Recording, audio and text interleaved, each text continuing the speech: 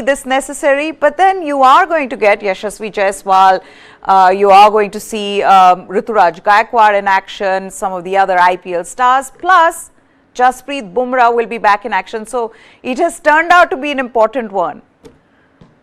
Absolutely. Primarily because of Jasprit Bumrah's return, very crucial series for him, given the dependency which this team management has on him at the Asia Cup starting on the 30th, and then beyond that, the World Cup. We've discussed the possibility of perhaps a late entry of Jasprit Bumrah into India's Asia Cup squad. By all means, he can be named, and we're hearing that the squad will now be out on Monday, the 21st. So he can be named in that squad, and he can make a late entry somewhere down the line. It's not that he has to play all the matches like we've been discussing. So number one for me, these three T20 matches, or let's say whatever we get of these three T20 matches, because we know how wet August in Ireland can be, unfortunately. But it's part of the new FTP. It is what it is. It's a good chance for Ireland, who are going to the T20 World Cup, to be tested against this Indian team. I'm sure they're loving it. Let's hope, before we get into any deep analysis, that the rain does stay away enough so that we get not just three contests, but enough time to see where Jasprit Bumrah is in the 11 months which we've not seen him. But again, obviously, the specter of the World Cup hangs over these three matches. But beyond that, we know, all three of us, that the BCI is not even considering this series anywhere in discussions 10 months down the line. But a lot of individuals within this team will be saying, hang on, this is massive for us. Rinku Singh, Shivam Dube, Jaiswal, Tilak Verma, so many players, Prasidh Krishna. So yes, a low-key series, the specter of the World Cup, the specter of Bumrah's return, but individually, a lot of players have a lot riding on these three matches. I was listening to Jasprit Bumrah in the presser, and I realized how much we missed him because of the way he was talking about his comeback, Chetan, and which also then makes me think of him as a captain. Yes, coming back from an injury and captaining a series is a different ball game. Of course, the pressure is going to be on him, and I think he would have wanted to just focus on his bowling than on captaining this series. But when you listen to him, he's got a really matured head on his shoulders. The way he was talking about, the dark phase in his life. This is the longest he's been away from international cricket. But wanted to see positives in it. India really missed him. Oh, absolutely. There's no doubt about it, Meha, that India have missed him. In fact, everybody's missed him in terms of not just the players on the field, but also we, the people who like to watch cricket day in and day out. I mean, I make it a point to watch every ball that Jasprit Bumrah bowls. I mean, he's just a phenomenal bowler. I think if he can be compared to the likes of somebody, say, Kapil Dev or Zahir Khan, or even Javagal Srinath, in terms of the great Indian fast bowlers. I personally believe he's one of, the generational bowlers, something akin to what we had, a phenomenon called Kapil Dev. So the kind of bowling that he produces, the kind of magic that he produces, irrespective of format, across all three formats, across all conditions. So it's unfortunate that, his workload has not been managed given the demands of the current international schedule. But it's good to see him back. And I was also reading what he said. I was also watching what he said. And he seems to be enjoying. He seems to be in a better mind space compared to the last time he came back. I think he knew the last time he came back that he was not 100%, that he was coming back on a whim, that maybe it will work, maybe it will not work. And this time the surgery has been done. There's been a proper rehabilitation process. And it's taken him some gradual process to get here, and he's fully fit physically and mentally. He seems to be enjoying his situation. And what strikes me, Meha, most is that he wants to captain the side, that he wants to lead the side. I mean, obviously nobody's asked him about his aspirations to be India captain. But 3-4 days ago, we were talking about whether Hardik Pandya is a good enough captain for T20 cricket. So, I'm just saying, maybe if he stays fit, it's not the worst idea. I'm not saying remove Hardik Pandya as captain, but there can be another name for captaincy, depending on how things go, depending on how his fitness holds in the shortest format. You never know. Jasprit Bumrah might be leading India someday. That's an interesting one. If he wasn't so injury prone, I think he would be one of the first names on the team sheet in all three formats. Okay, but let's set this up. We're also going to be talking about the likely playing 11 for today's game. It's time for the first T20I between India and Ireland, with the core Indian team preparing for the Asia Cup. All eyes will be on the Gen Next stars, who will be looking to impress the selectors with their performances. Yashasvi Jaiswal and Tilak Verma impressed in the series against West Indies despite not getting a series win. The 3 games in Dublin should allow them to take that forward. Today's game could also be a chance for Rinku Singh, one of IPL 2023's brightest sparks, to make his India debut. The big question is if Sanju Samson will find a place in the playing 11, or will the team management pick Jitesh Sharma after his performance in the IPL this season. While Jasprit Bumrah, as we said, he's been the centre of attention in the build-up to this series. India will want a fit Prasidh Krishna as well. So fit Jasprit Bumrah, fit Prasidh Krishna, and I would think that would make the team management and the selection committee very happy, given that Prasidh Krishna was in India's ODI World Cup plans before he got injured, and if he is fit, he can be India's pace backup option. So a lot to look forward to. Like we've been saying, guys, what are you expecting from India's young guns? Let's talk about the openers, Jamie.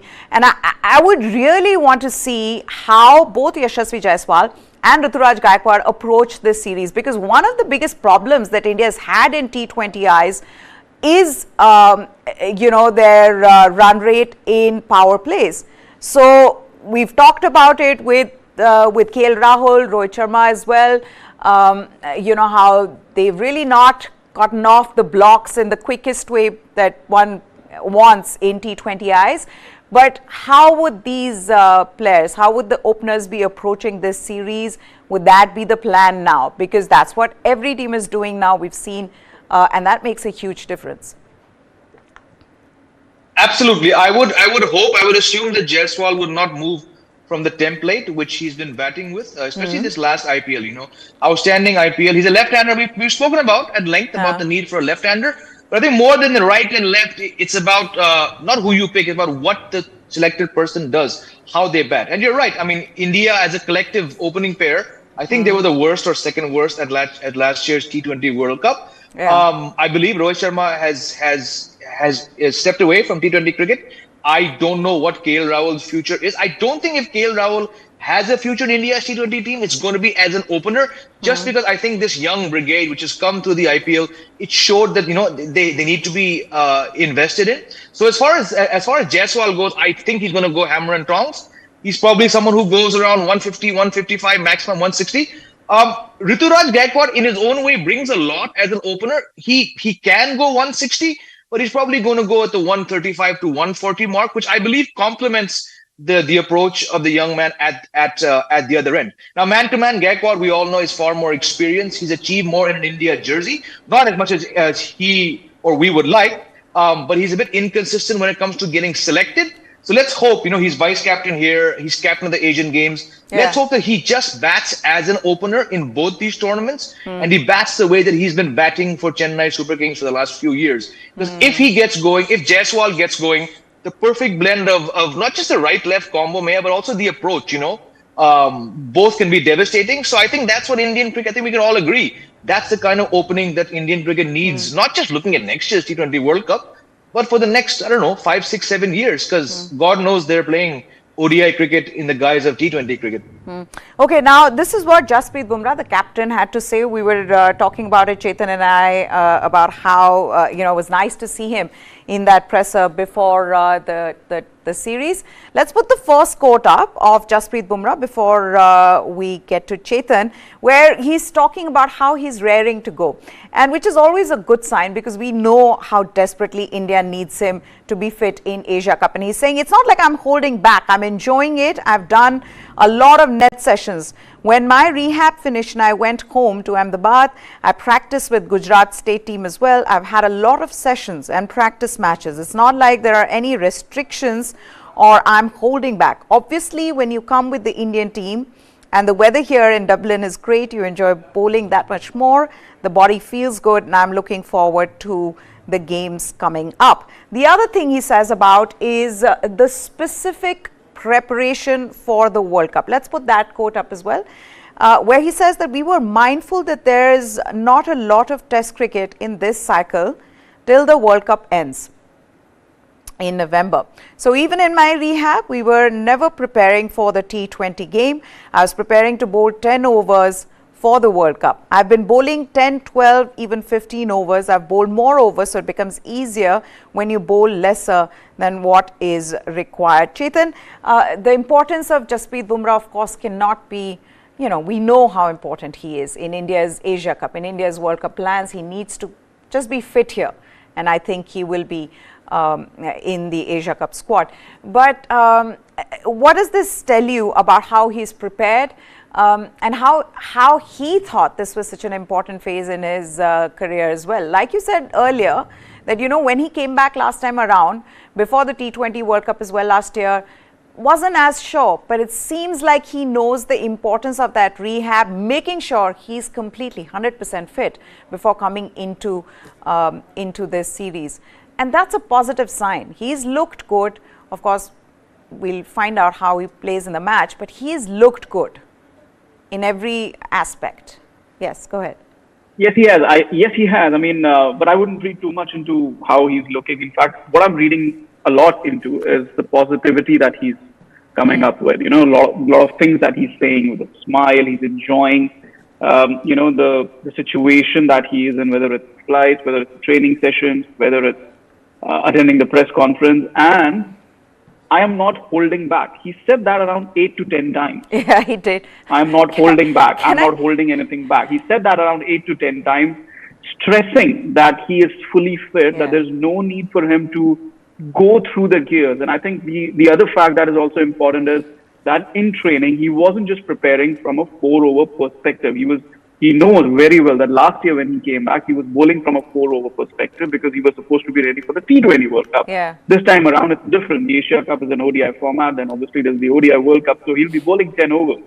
So I think it's important that phrase that he said, that he's been bowling 5 overs, 10 overs, 12 overs. He's been building his fitness up. Of course, it's not the same intensity in a net session, but for us, at this point in time, it's important that his body holds up when he's bowling 60 deliveries, 70 deliveries on the go.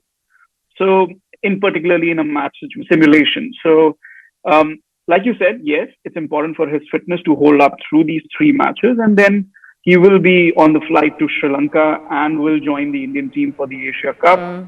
But again, it's all about the positivity that he's, showcasing at the moment. I think for me, the fact that he's smiling, the fact that he's enjoying the situation that he's in, it's been a year, almost a year that he's been away from cricket. And, we obviously missed him on the field.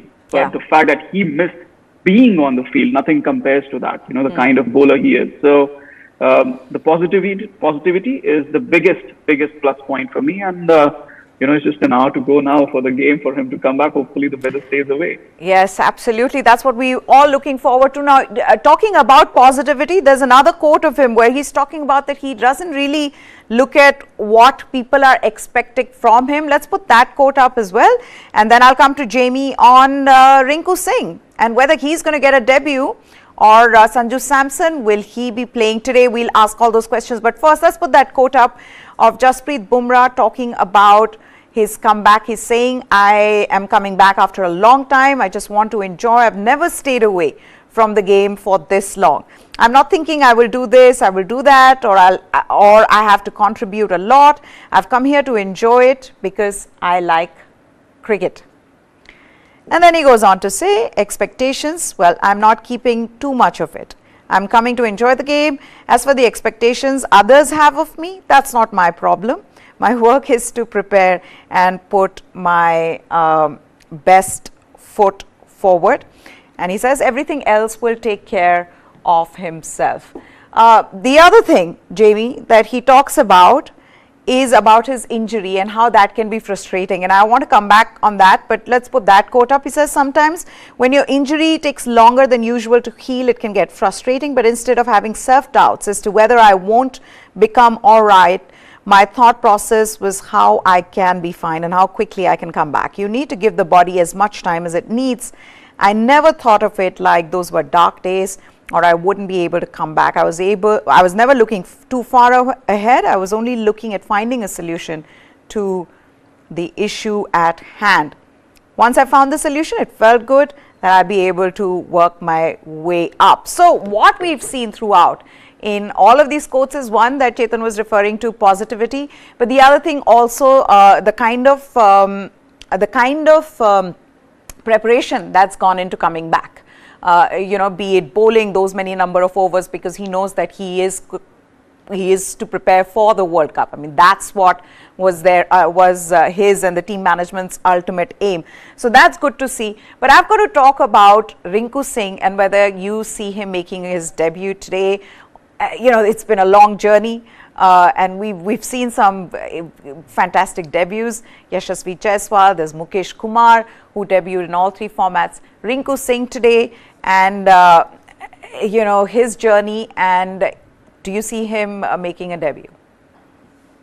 Yeah, I do. For the simple reason that if he doesn't play, that means that India is playing two wicket keepers. We've discussed, I don't want to give any more time to Sanju Samson, the T20I player. We've discussed the importance. And again, it's because that spectre of the World Cup is looming large. But there are no other specialist batsmen, right? So the only other batting option would be Jitesh Sharma. I don't think if Washington Sundar is playing, and we all know how critical he is and how important it is that he stays fit and keeps performing. So the only other possible option who can hold a bat is Shahbaz Ahmed. But he doesn't cut it as a spinner when there are more experienced spinners. And again, it just comes down to, I think, where Rinku Singh bats, not whether he bats. If he's left out for some reason, then I think we'll all have to agree it's going to be a very, very strange 11. Stranger things than what we saw in the West Indies, because by the makeup of this team, one more batsman, one more all-rounder, one less specialist bowler than West Indies, and we all saw what kind of botched selection was going on there. So yeah, I fully expect him to bat, and I think, like I said yesterday, he should bat at number 6, because I think Dubey is probably, I don't know, how do I say it? He probably is not carrying the same kind of confidence that Rinku Singh brought. He scored good runs, but the runs came primarily targeting spinners. I don't think he's going to get as many spinners in Ireland as he would, playing for CSK. So because he's got a longer run at 4 and 5, I want to see Dubey bat at 5 and let Rinku do that same role which he did outstandingly for KKR, that is finishing matches. So okay, six Rinku, that's what I see. Okay, then quickly your playing 11, Chetan. I'll come to Jamie as well. Give me your playing 11. Well, have to start with Ruturaj Gaikwad, Yashasvi Jaiswal, Sanju Samson at number 3, then of course number 4 Tilak Verma, number 5 Shivam Dubey, number 6 Rinku Singh. Number 7, I would like to see Washington Sundar. I mean, yes, Ravi Bishnoi, he needs to play, but I would rather see Washington Sundar. The conditions are not going to be conducive to spin bowling, but I want to see his fitness and form, because if there's a chance of taking an off-spin option to the ODI World Cup, I would rather take Washington Sundar than send him to the Asian Games. Then, of course, you're left with Jasprit Bumrah, Arshdeep Singh and Prasidh Krishna. That would be my 11. Small doubt whether Prasidh Krishna should play ahead of Mukesh Kumar, because the team has invested so much in him. But it's a point of no return now. It's now or never for Prasidh Krishna if he wants to be part of the ODI World Cup squad. Absolutely. So, yeah. Absolutely. Okay, Jamie? Yeah, I agree.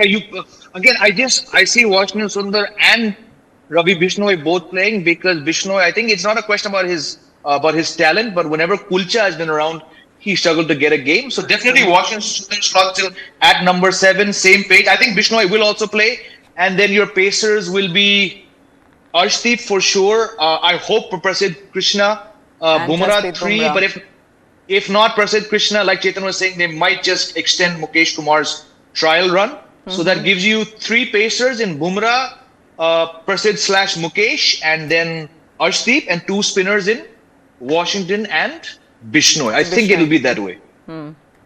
Okay. Yes, quickly. Yes. I just want to say that, given the options available to him, it's time, if he has aspirations to be India captain in the T20 format, this is a good time for Bumrah to show how he can use this particular combination.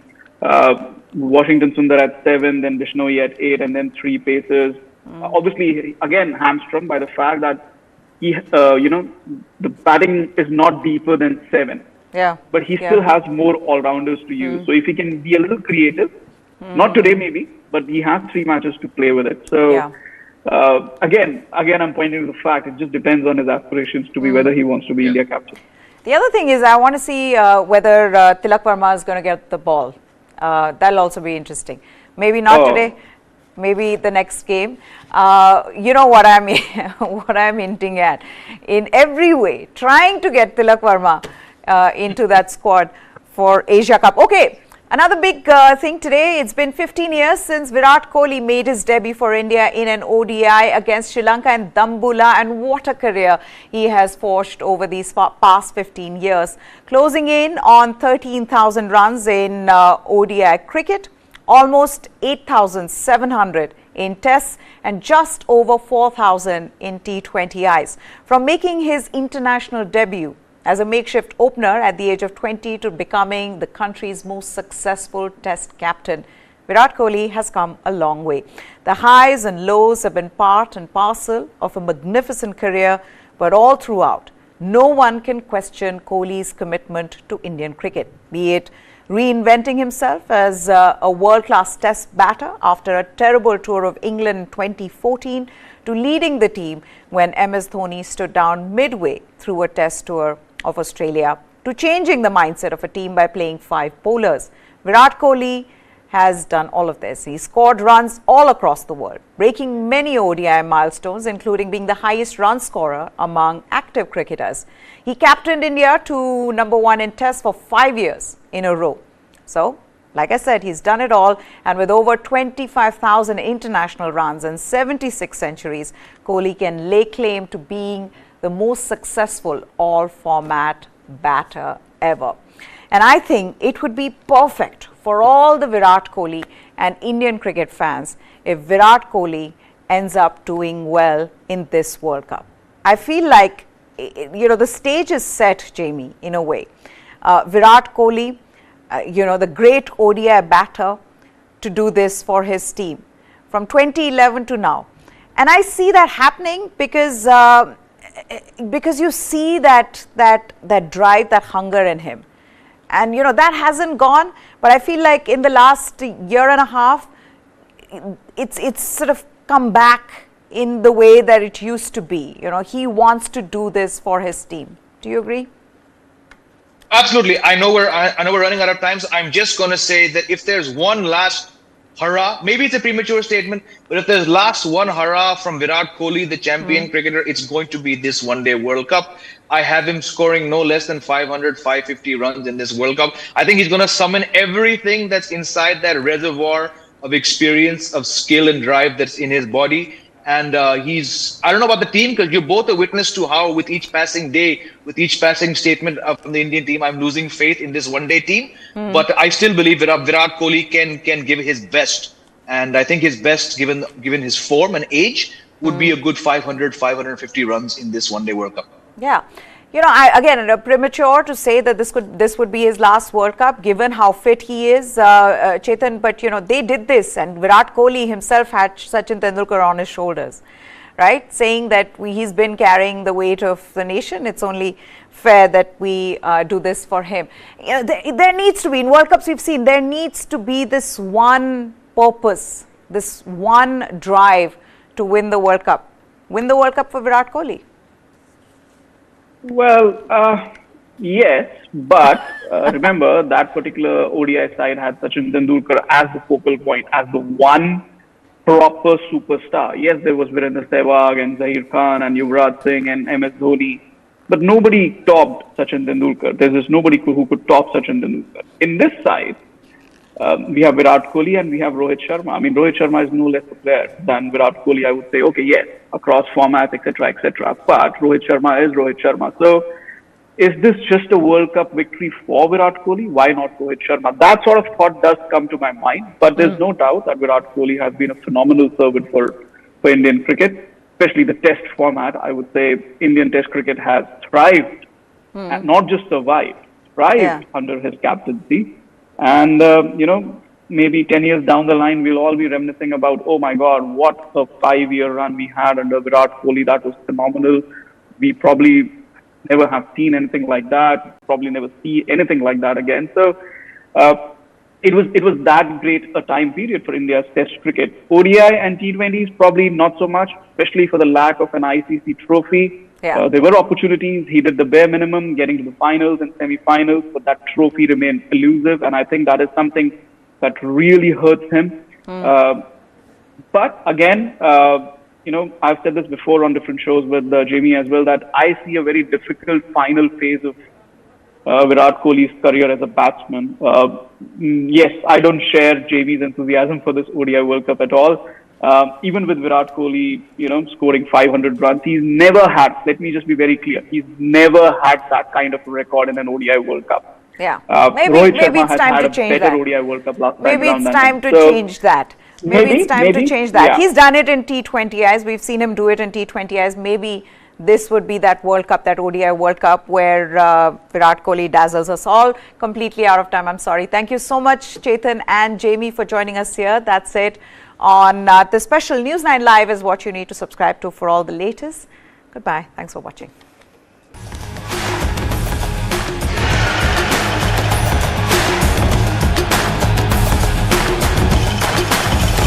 With all this gear, you must be wondering if I'm climbing a mountain. Well, let me give you a wider look of this place. This is Asia's largest mountain of shame. A mountain of waste, almost the height of the Qutub Minar. When you enter capital cities of some of the biggest countries in the world, you don't have 3 garbage mountains waiting to welcome you, depending on whichever side of the city you enter from. The thing is that a lot of times we talk about landfills only when there's a fire at the landfill. You need to understand that a landfill is at fire almost throughout the year. It's only when the firefighters are not able to douse the fire